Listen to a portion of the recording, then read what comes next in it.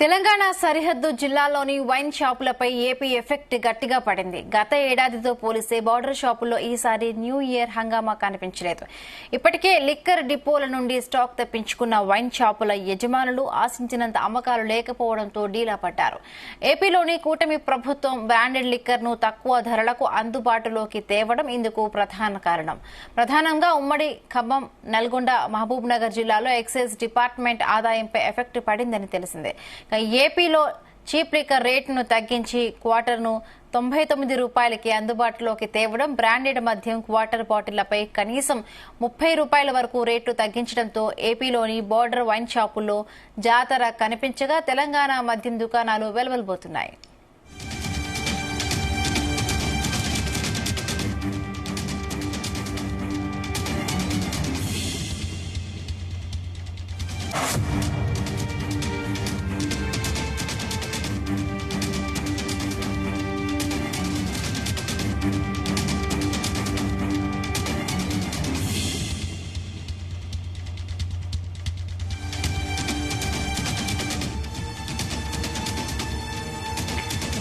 సంబంధించి మరిన్ని పూర్తి అప్డేట్స్ మా ప్రతినిధి యాకేష్ అందిస్తారు. యాకేష్, బిందు, గుడ్ మార్నింగ్. న్యూ ఇయర్ వేడుకలు రెండు తెలుగు రాష్ట్రాల్లో కూడా ఘనంగా జరిగాయని చెప్పుకోవచ్చు.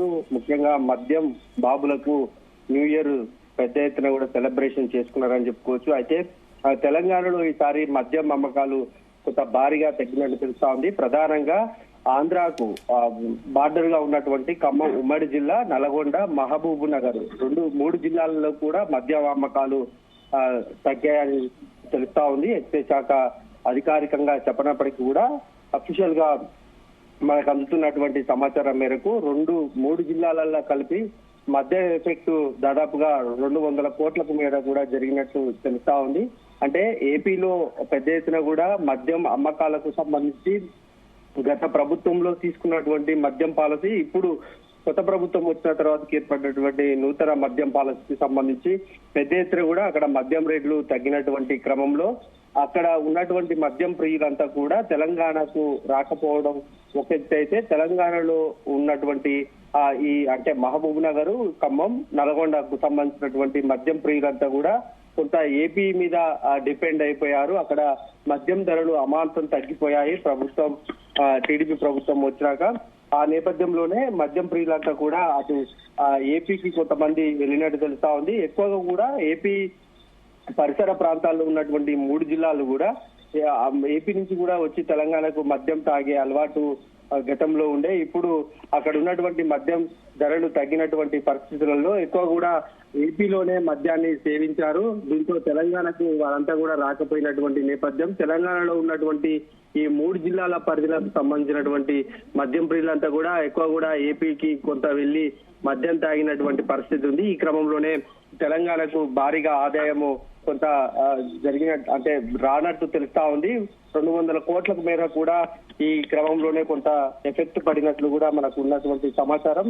ఒక ఖమ్మం ఉమ్మడి జిల్లాలోనే 36 కోట్లకు మేర కూడా సేల్స్ తగ్గినట్లు తెలుస్తా ఉంది. అట్లాగే మహబూబ్ నగర్, నల్గొండ జిల్లాలో కూడా ఇదే ఒరవడి కొనసాగినట్లు మనకు ఉన్నటువంటి సమాచారం ఉంది. అయితే ఏపీ ప్రభుత్వం అక్టోబర్ లో తీసుకొచ్చినటువంటి మద్యం పాలసీలో భారీగా కూడా ధరలు తగ్గించింది. గతంలో ఉన్నటువంటి మద్యం ధరలు ఏదైతే మనం వివిధ బ్రాండ్లు అంటే కంపెనీ బ్రాండ్లు కాకుండా అనేక రకాల బ్రాండ్లు తీసుకొచ్చినటువంటి పరిస్థితులలో మొత్తం కూడా కల్తీ మద్యం అనేది ఏపీలో గతంలో జరిగినటువంటి ప్రచార నేపథ్యంలో అక్కడ ఉన్నటువంటి ప్రజలంతా కూడా అంటే తెలంగాణ ప్రాంతాలకు వచ్చి ఎక్కువ కూడా మద్యాన్ని తీసుకెళ్లారు, బాగా సేవించినటువంటి పరిస్థితి మనకు కనిపించింది.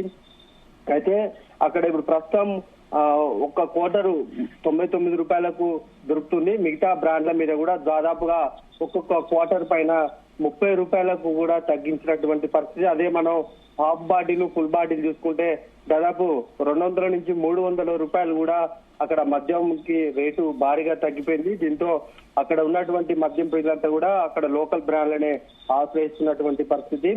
ఈ నేపథ్యంలోనే తెలంగాణకు అంటే ఈ ప్రధానంగా ఈ 3 జిల్లాలలో ఎక్సైజ్ శాఖకు ఆదాయం తగ్గినట్లు తెలుస్తా ఉంది.